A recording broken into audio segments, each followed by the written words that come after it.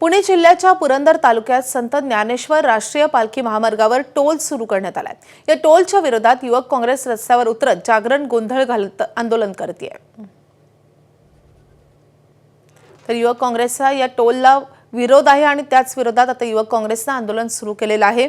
तर पुरंदर मधली ही दृश्य आपण पाहतोय।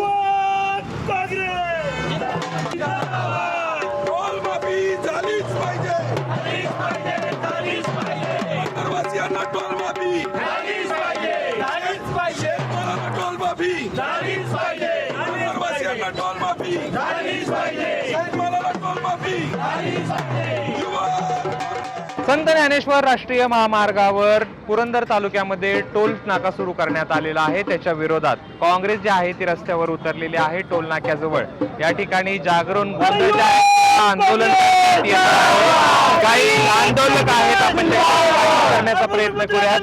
काय तुमची मागणी आहे? या ठिकाणी जागरण गोंधळ घालत आंदोलन करतात। आम्ही जागरण गोंधळाच्या माध्यमातून खंडेरायला हे साकडं घालतोय।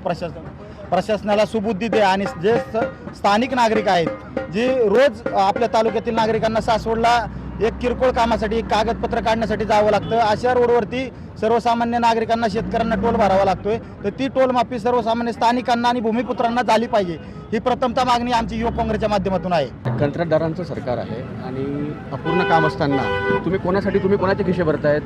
कॉन्ट्रॅक्टरचे। तर आमची मागणी एकच आहे की जे स्थानिक आहे, जे शेतकरी आहेत किंवा इथले जे करदाते आहेत, तुम्ही त्यांना जर 4-5 किलोमीटरचा जर प्रवास असेल, तुम्ही त्यांना जर पूर्ण टोल आणि हे जे टोल माफी जे आपण जे म्हणतात की स्थानिकांना टोल माफी नाही असं केंद्र सरकारचं पत्र आहे किंवा GR आहे, ते फक्त कागदोपत्री आहे। परंतु आज तुम्ही बघत असाल इथं तर इथं टोल आजही घेतला जातोय।